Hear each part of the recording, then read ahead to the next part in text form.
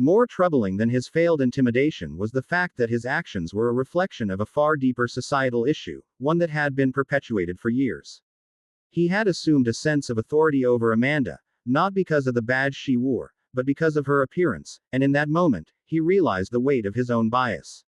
His discomfort was palpable, a mixture of shame and anger at his own inability to control the situation. Amanda took a step back, her gaze unwavering as she observed the shift in his demeanor. The officer was no longer the imposing figure he had been moments before. Instead, he stood defeated, deflecting her stare as if she had pierced through the walls he had built up over years of conditioning. She saw his struggle, but she also understood the larger battle at play. It wasn't just about her identity being questioned. It was about the system that allowed such behavior to flourish unchecked. "Do you want to continue?" Amanda asked, her voice now lower but filled with undeniable authority. "Because you don't get to pretend like this didn't just happen. This isn't something I'm just going to forget." Brad's fingers twitched at his belt, his internal conflict evident in every move he made. He knew he could not go back, but he wasn't prepared to fully confront the reality of his actions either. I didn't mean for this to go this far," he mumbled, but the apology was weak, lacking conviction. "Not good enough," Amanda responded, her expression hardening. "You don't get to just brush this under the rug. You've made a decision about me, not based on facts, but because of what you think you see. And that's not acceptable." A long silence hung between them, thick with unspoken truths and unaddressed injustice. The sun was dipping lower in the sky, casting a golden light over the scene, but the brightness seemed unable to pierce the darkness that had crept into the conversation. Brad had become aware, perhaps for the first time, of how much he had been conditioned to believe in his own superiority, how deeply rooted his prejudices had become. Amanda knew that this wasn't a conversation she could have with just anyone. There were too many factors in play, too many layers of history and personal bias wrapped up in Brad's actions. But she had the tools to navigate this. She had the training, the experience, and the strength to take this moment and turn it into something more than a confrontation. She could make it a lesson, not just for Brad, but for anyone else watching. "You'll learn the consequences of this," Amanda continued, her voice steady and strong. "But not from me. You'll learn from the higher-ups. And I'll be sure that they know exactly what happened here today. You'll be held accountable for your actions." Brad's shoulders sagged, the full weight of Amanda's words settling on him like a heavy cloak. He had wanted to maintain control, but in the end, it was he who had lost it. His badge, his uniform, all the symbols of power that he had once relied on to assert his dominance, had crumbled beneath the weight of his own ignorance.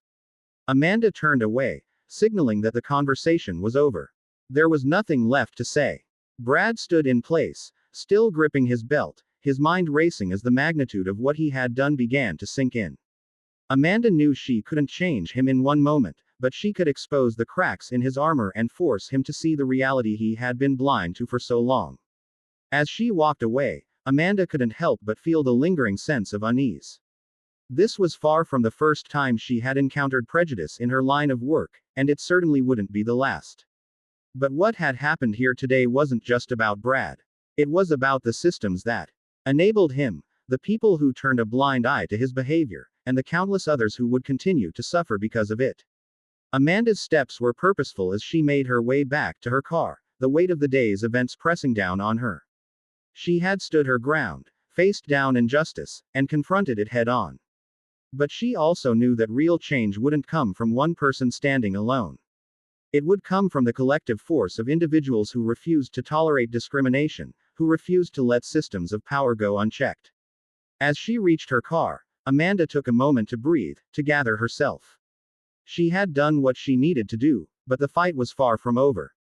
She couldn't afford to be complacent. The world would keep testing her resolve, challenging her belief in justice, but Amanda Turner would always stand firm, a reminder that no matter how powerful or intimidating someone might seem, no one is above the law. New initiative or a shift in how things are done, it gets shut down by people who have been in power much longer than I have, Robert explained, rubbing his temple. This place isn't just a station, it's an institution. It's hard to uproot things that have been embedded for so long. Amanda stared at him, her gaze hardening as she processed his words. He was a part of the system. Yes, but he wasn't excused from the responsibility that came with his role. The system is broken, Robert. If you truly believe that, then why have you allowed it to continue?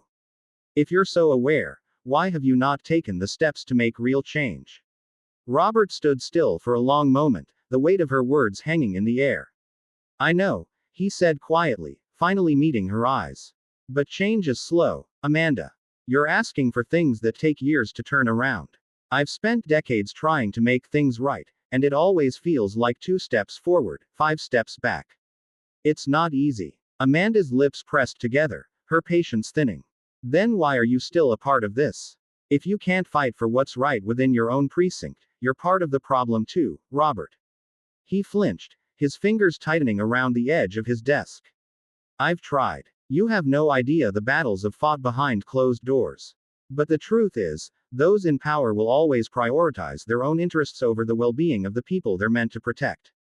Amanda took a step forward, her eyes locked with his. It's not enough, Robert. You need to do more than just talk about the problem. You need to act. And I'm not leaving here until I know you're going to do something about it. Robert looked down at his desk, his shoulders slumping as if the weight of the conversation had drained all his energy. What do you want me to do, Amanda? You know how hard it is to fight this kind of battle from the inside. I want you to stand up and do what's right, even if it's difficult. I want you to back the investigation into Brad Carter. I want you to make it clear that there's zero tolerance for the kind of behavior he displayed. And most importantly, I want you to be a part of the change. If you're really on our side, you'll fight for it. Not just for the victims, but for yourself. For this station. For your colleagues who have been conditioned to accept this as the norm. Robert looked at her then, his face a mask of frustration and regret. It's not as simple as you think, he said, his voice strained. But I hear you. I'll back the investigation. I'll take the report to the Oversight Committee, but know this, if we dig into Carter's file, we'll be uncovering a lot more than just him. There are others in this station who have been complicit for years. If we do this, the fallout could be bigger than you realize. Amanda didn't flinch. I'm ready. It's time for the truth to come out. We can't keep pretending this is just a few bad apples. The entire tree is rotten. There was a long silence between them as Robert weighed her words. Finally, he nodded slowly. All right, Amanda, you've made your case. I'll back you on this. Amanda stood tall, her resolve unwavering. Then we have work to do. As she left Robert's office, Amanda felt a rush of determination coursing through her veins. This wasn't just about Brad Carter anymore. It was about the entire system that allowed officers like him to operate with impunity. It was about the countless individuals who had been mistreated, abused, and ignored because of a culture that valued authority over justice. She knew the road ahead wouldn't be easy. There would be resistance. There would be those who would fight her every step of the way. But Amanda was ready. She had fought for justice her entire career, and this would be no different. Over the next few weeks, Amanda's investigation gathered momentum. She worked tirelessly, gathering evidence, speaking to witnesses, and compiling reports. She spoke with local advocacy groups who had long been calling attention to police misconduct, and she used every resource at her disposal to bring the truth to light. The more Amanda uncovered, the more disturbing the picture became. Brad Carter's actions were just the tip of the iceberg. The precinct was riddled with cases of police misconduct, from excessive use of force to racial profiling, and a culture of silence that allowed these behaviors to persist unchecked. It was clear that the problems ran far deeper than anyone had anticipated. When the day finally came for the Police Oversight Committee to meet, Amanda was ready. She stood before the committee with a thick folder of evidence in hand, her voice unwavering as she laid out her case. The room was tense, but Amanda knew she had the truth on her side. She had spent too long fighting for what was right to back down now. As she presented her findings, she could feel the eyes of the committee members on her, some skeptical, some sympathetic, but all listening intently. The more she spoke, the more the room began to shift. The walls that had once seemed impenetrable began to crack, one by one. By the end of the session, the committee voted unanimously to launch a full investigation into the precinct, and for the first time in years, there was a glimmer of hope that real change could take place. It wouldn't be an easy process, and Amanda knew there would be challenges ahead, but this was a victory. A small one, Perhaps, but a victory nonetheless. As Amanda walked out of the meeting, her phone buzzed with a message from Director Harris. Well done, Amanda. The road ahead won't be easy, but you've made a difference today. Amanda smiled, though it was a smile tinged with weariness. She knew the battle wasn't over. There would be more work to do, more obstacles to overcome, and more fights to be had. But for the first time in a long while, she felt the weight of the world on her shoulders shift just a little bit. She had made a difference. And she would keep fighting, no matter how long it took. Because justice wasn't just about one person. It was about everyone. And Amanda Turner was determined to make sure the world knew that. Change will come, whether you're ready for it or not. Robert sat back in his chair, the weight of Amanda's words sinking in. His fingers gripped the edge of the table, knuckles whitening, as if holding onto something solid amidst the turbulence swirling in his mind. His gaze shifted between Amanda and Brad, who had sunk further into the chair, the once confident officer now a shadow of the man he had been when he first entered the room. You've made your point, Robert finally said, his voice heavy with defeat. But don't think for a second that this is going to be easy. There are forces in play that won't just roll over because you want them to. Amanda stood her ground, her expression unwavering. I don't expect it to be easy, Captain. But that's the problem. You've let this go on for too long, under the guise of difficult circumstances, or political pressure.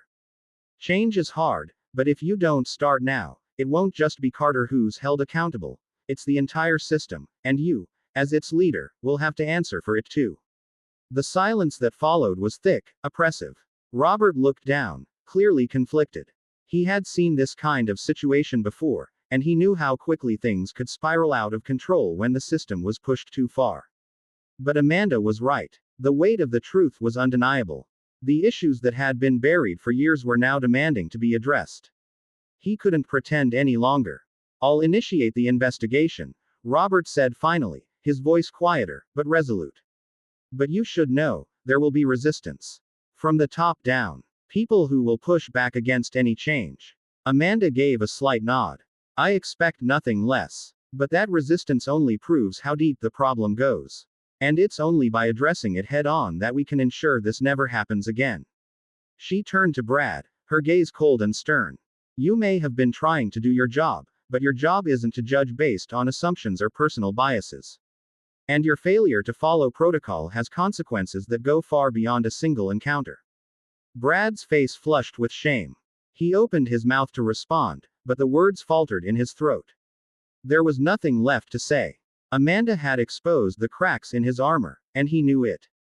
Turning back to Robert, Amanda spoke again, her voice filled with conviction. This isn't about one officer. This isn't about one mistake. This is about a pattern of behavior that has been allowed to thrive unchecked for far too long. And if you're truly committed to making this right, you need to do more than suspend one officer. You need to tear down the systems that protect this behavior and rebuild something that serves the community with integrity. Robert sighed, his hand running through his hair. The weight of the decision was heavy on him. He had lived through years of internal politics, the pressure to keep things running smoothly, to protect the station's reputation at all costs. But Amanda had stripped away all those justifications, leaving only the raw truth. I'll do what I can, he said finally, his voice tinged with weariness. But be prepared. Change like this won't happen overnight. Amanda met his gaze, her voice unwavering. It has to start somewhere, Captain. It starts with you. As she left the meeting room, the door clicking shut behind her, Amanda felt a sense of determination settle over her. This battle was far from over. She had taken the first step, but there was much more to be done. The fight for justice wasn't just about punishing individuals, it was about dismantling the systems that enabled them. And she was willing to fight until every last trace of that corruption was rooted out. In the coming days, Amanda worked tirelessly to ensure the investigation into Brad Carter's actions and the culture at his precinct moved forward. She coordinated with oversight committees, pushed for external audits, and built a coalition of local organizations and community leaders determined to hold the police accountable. Through it all, she knew that the road ahead would be fraught with challenges. But every step forward was a victory in itself. For Amanda, this wasn't just about exposing a few bad apples. It was about setting a precedent for the future, one where law enforcement was truly accountable to the people it was meant to serve. And as the investigation deepened, more stories came to light. Stories of officers who had abused their power, of citizens whose complaints had been ignored or dismissed, of a system that had grown complacent in its failures. But with each new revelation, Amanda's resolve grew stronger. She knew that there would be opposition, that powerful forces would try to shut her down. But she also knew that change was inevitable. The system was broken, and it would either be fixed or it would crumble. And if it had to collapse in order to rebuild something better, Amanda was prepared to see it through to the end. As the months passed and the investigation unfolded, the pressure on Robert White grew. He tried to maintain control, but the walls were closing in. He had made the decision to act, but now he had to live with the consequences. And as the community rallied behind Amanda's efforts, Robert couldn't help but wonder if he had made the right choice. Would he be remembered as a man who had stood up for what was right, or as someone who had let the system collapse under his watch? The truth was, the story wasn't just about one officer or one precinct. It was about the countless people who had been affected by the culture of corruption and bias that had festered within law enforcement for far too long. And as Amanda's investigation revealed more and more, she knew that the fight was far from over. But with every step she took, with every person she spoke to, Amanda felt the momentum building. The tide was turning. And no matter how difficult the road ahead might be, she knew that the fight for justice was worth every sacrifice. In the end, Amanda's work would not just change one precinct or one police officer. It would spark a movement, one that would ripple through the system and demand change at every level. The work she was doing, though difficult and often thankless, was part of something much bigger than herself. And as she stood at the forefront of that change, Amanda knew one thing for certain. The fight for justice was far from over, but it was a fight she would never back down from. Robert stood in the room, visibly wrestling with the weight of the conversation. The air felt thicker, charged with the tension of the decisions ahead. Remember, the decisions you make today will define the future of this police station. Amanda's voice cut through the silence, unwavering. Robert's frown deepened as his displeasure was laid bare for all to see. Are you saying my entire unit is at fault? He asked, his voice carrying the undertone of disbelief and frustration. Amanda's gaze never wavered. Yes, she replied firmly. My report highlights that complaints against Officer Carter were handled superficially or dismissed without proper investigation. This isn't the fault of one individual, it's the symptom of a system lacking sufficient oversight. Robert's arms folded across his chest as he processed her words, but deep down, he knew they rang true. Still, the realization seemed to sit uneasily with him. What exactly are you proposing? He asked, the sharpness in his tone betraying his reluctance. Amanda's eyes never left his. I propose that this police station undergo comprehensive reforms, she stated, her voice steady.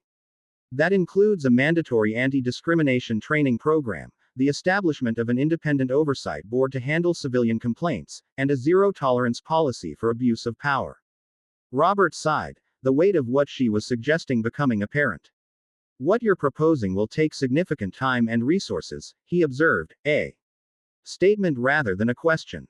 Immediately, Amanda shot back. Her voice remained resolute, unwavering. Justice isn't something that can be bargained for, Captain.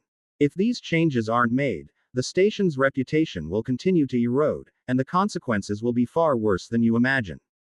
Brad, seated quietly in the corner of the room, shifted uncomfortably. The suspension had hit harder than he expected, and he now realized it wasn't just about the punishment. It was a stark reminder that his grip on power had been shattered. Amanda's words, while cutting, seemed to strike a chord deep within him. Robert's face, usually a mask of control, reflected an internal conflict he could no longer hide. After a long pause, he nodded. I'll present your proposals to the Police Oversight Committee, he said, though his voice conveyed a deep reluctance. But I hope you understand that changes of this magnitude won't happen overnight. Amanda nodded in agreement. I will be closely monitoring the progress, Captain. This isn't just about me or Officer Carter, she said, her voice unwavering. It's about restoring faith in justice. As the plans for Brad's suspension and the proposed reforms moved forward, internal divisions within the police station began to bubble to the surface.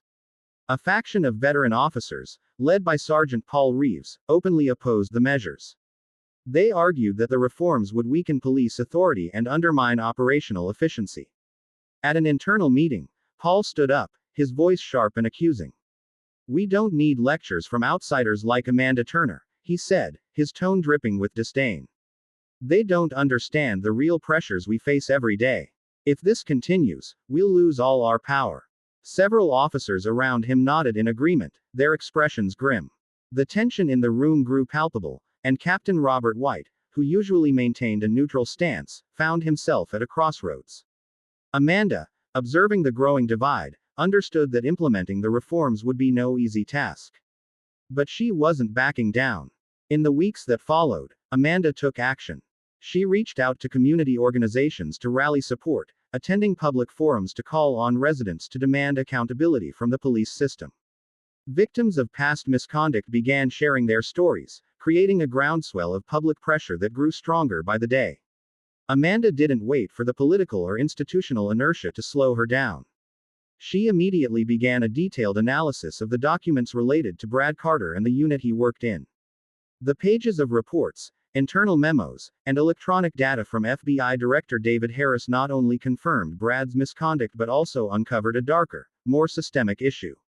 In one particularly old report, dating back 3 years, Amanda discovered a case involving a resident named Victor Hughes.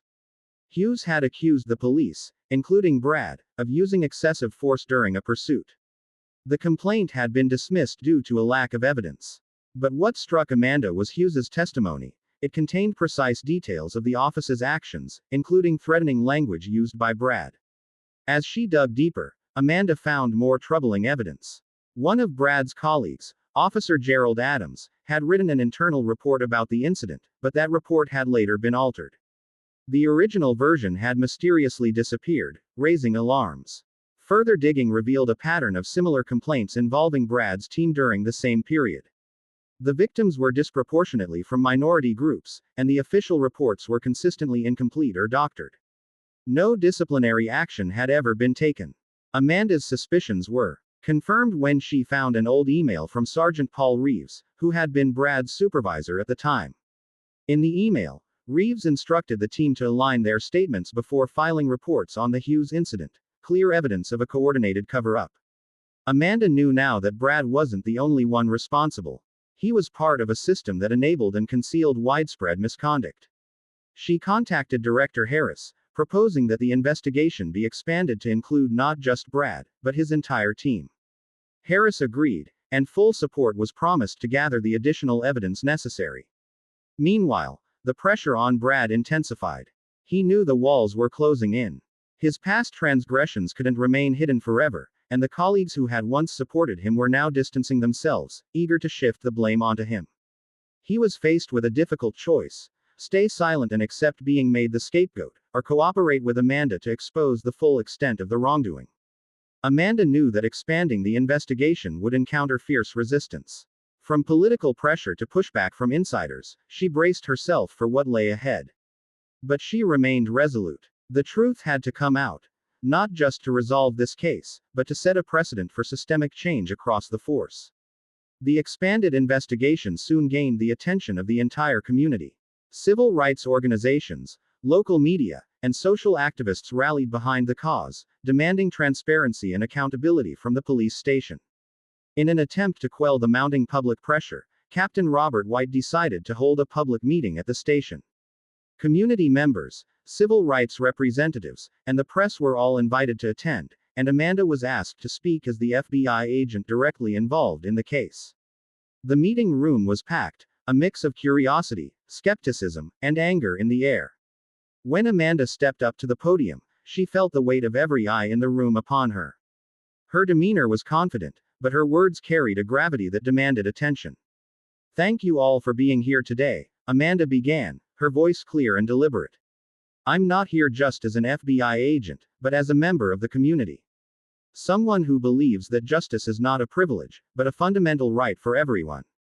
Her gaze swept over the crowd before settling on Brad, who sat near the back of the room, his face tense with anxiety.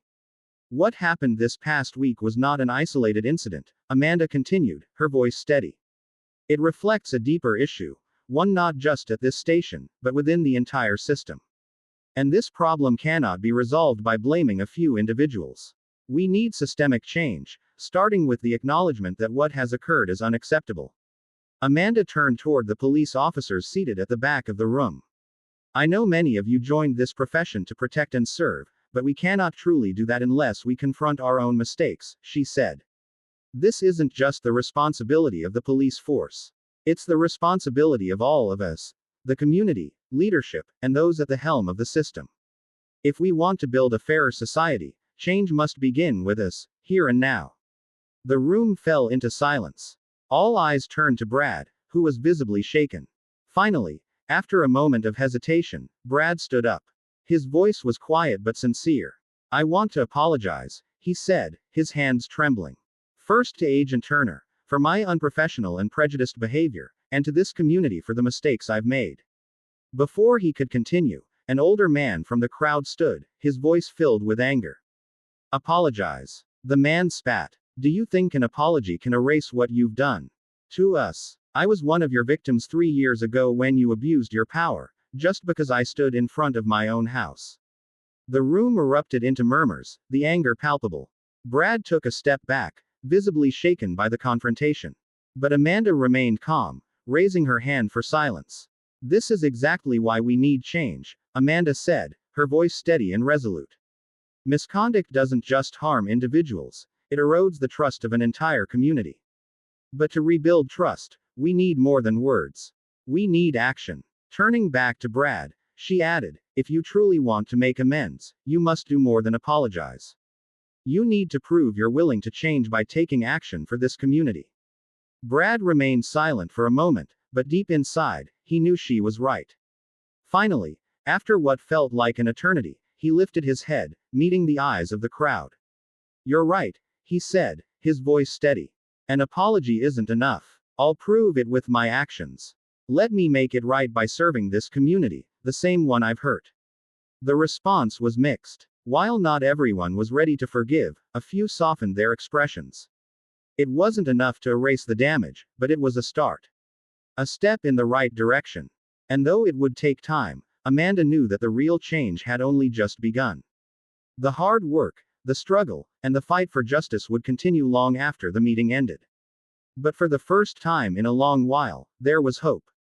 And that, at least, was something. The atmosphere was thick with derision and disdain the following morning as Brad walked into the station. It wasn't just an ordinary day at work. Something had shifted, and he could feel it deep in the pit of his stomach. Colleagues who had once greeted him with casual familiarity now avoided his gaze. It was subtle, but clear enough that he couldn't ignore it. Some officers no longer even acknowledged his presence, letting the silence stretch in the break room, where a group of them fell unnervingly quiet the moment he entered. Their eyes were fixed on their coffee cups, as if pretending he didn't exist. Thought you were working with the FBI now, Carter. One veteran officer, who had once been close to Brad, mocked him with a harsh laugh. His words stung, and the others in the room followed suit, chuckling in response.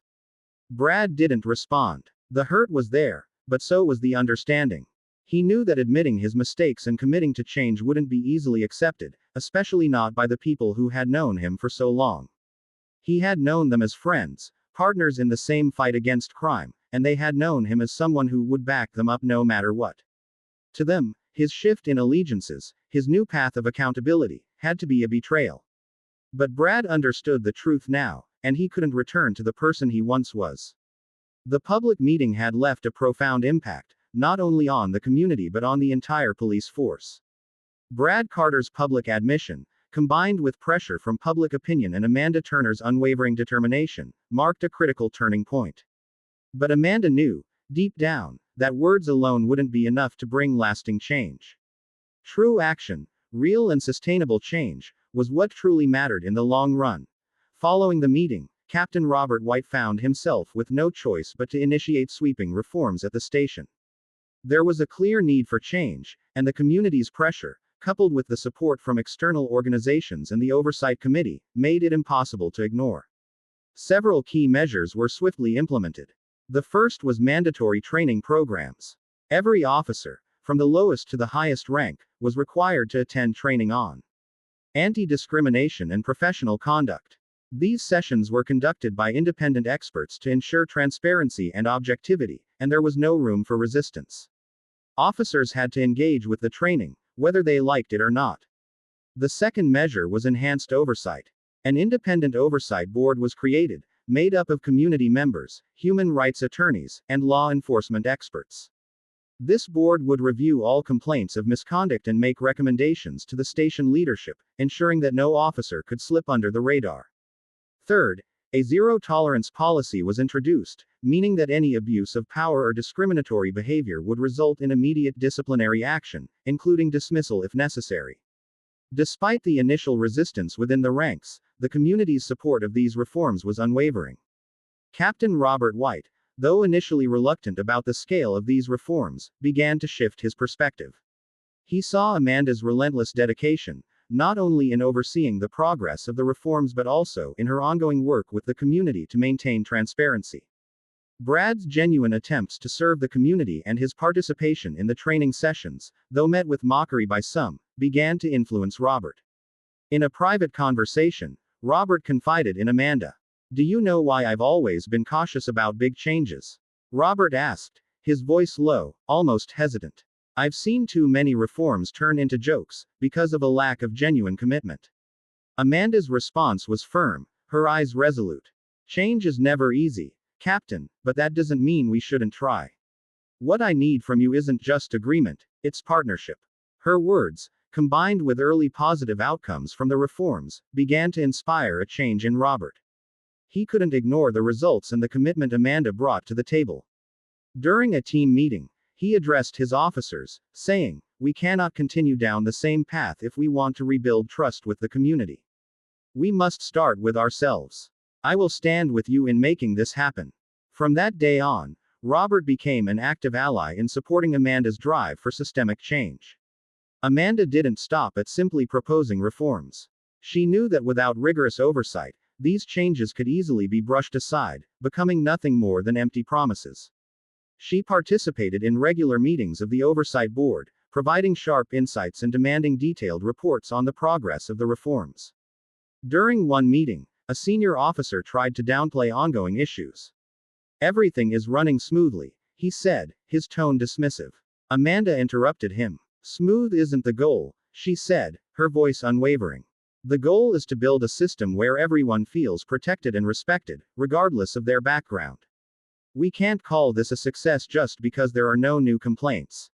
Real change is measured by the trust the community places in us." Her words silenced the room, forcing everyone to confront the reality of their situation. Meanwhile, Brad's personal journey toward redemption wasn't without its struggles. After being suspended, he began attending retraining programs. At first, he was reluctant, feeling as if he were being used as a scapegoat. But as he participated in the sessions, engaging with the experts, he slowly came to realize the depth of the harm he had caused, not only to his victims but to the very fabric of the policing system he had once sworn to uphold. One day, during a role-play exercise, Brad was asked to play the role of a civilian who was subjected to a biased police stop. He didn't expect the experience to be as impactful as it was. Being scrutinized and judged based solely on his appearance, Brad was struck by how it mirrored the experience of so many he had once wronged. The instructor asked him, "How did it feel?" Brad was silent for a long moment before answering, "I felt ashamed. No one deserves to feel that way." From that point on, Brad began volunteering in community trust-building workshops. He found himself sharing his story, answering difficult questions, and doing whatever he could to rebuild the trust he had lost.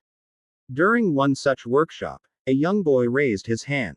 "Why did you become a cop if you weren't fair to people?" The boy asked, his voice filled with a mix of curiosity and hurt.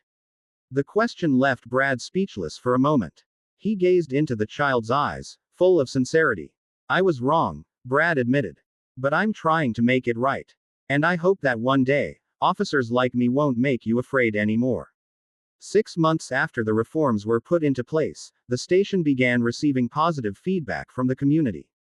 Reports of misconduct dropped, and former victims began to feel safe enough to come forward with their stories.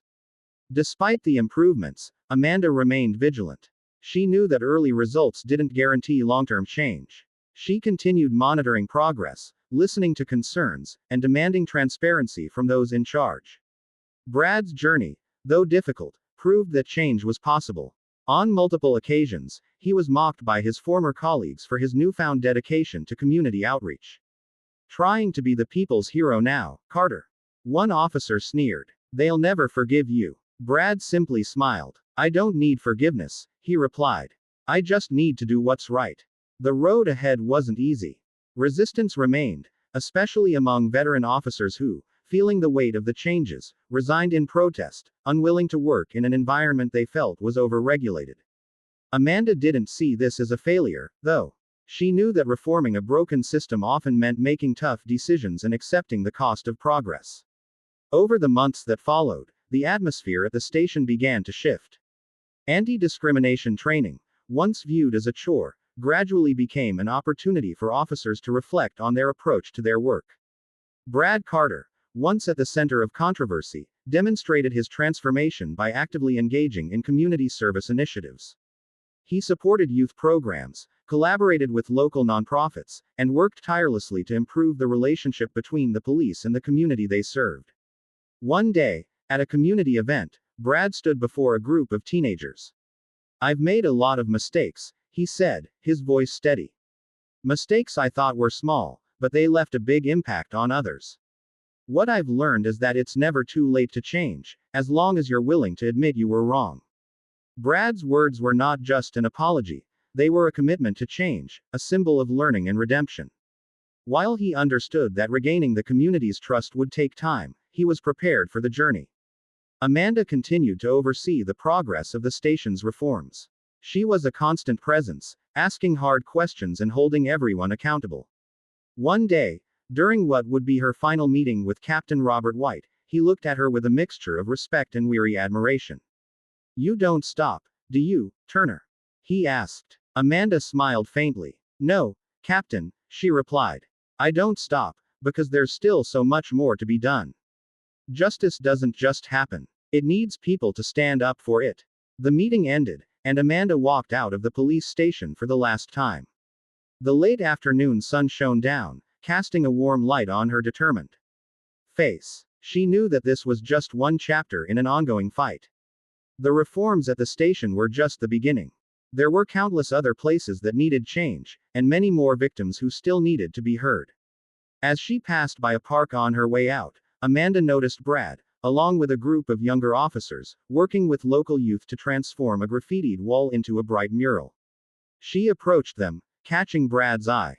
He stood up straighter, a small but appreciative glint in his eyes. Agent Turner, he said quietly. I didn't know you'd stop by. Amanda smiled, a warmth spreading in her chest. I just wanted to see the results of the changes we've started together. A teenager in the group looked up at Amanda, eyes sparkling with hope. You're the one who helped improve the police station, right? Thank you. We've noticed the difference. Amanda nodded, her heart swelling with pride. As she turned to walk away, she saw Brad, leading the youth group with a quiet but determined strength. The change had begun to seep into the system, small and meaningful acts like these adding up to something greater. Amanda thought to herself as she walked away, change begins with the smallest steps, and though the road ahead is long, I won't stop. As she reached her car, a voice called out from behind her. Turning around, she saw a young officer approaching, his face flushed with nervousness but his eyes bright with determination. I'm Chris Taylor, he said, his voice uncertain. I'm new at the station, and I've heard about your work. I want to be an officer who truly upholds justice. Where do I start? Amanda smiled gently, her eyes filled with trust and encouragement. You've already started, Chris, by asking that question. The most important thing is to always remember why you chose this path, and never shy away from standing up for what's right, even when it's hard. Chris nodded, his resolve clear. Thank you, Agent Turner. I won't forget your advice. As Amanda got into her car, she glanced in the rearview mirror to see Chris still standing there, brimming with hope. She knew that the journey didn't end here. A new generation was stepping forward, and she would always be there to support them when needed. The story closed with an image of a man, once lost, finding his way back, and a woman determined to uphold justice, both creating small but meaningful changes in a system that needed reform. Amanda's journey didn't end here. It was just the beginning. Her hope and determination stood as a testament that no matter the challenges, the light of justice could shine through with steadfast resolve and courage. The story of Amanda Turner is not only one of fighting to uncover the truth but also a lesson in persistence, in defending justice and driving positive change. What do you think of Amanda's actions? If you were in her position, would you do the same? Share your thoughts in the comments below. Don't forget to like, share this video, and subscribe to the channel so you won't miss more inspiring stories. Thank you for watching, and we'll see you in the next video.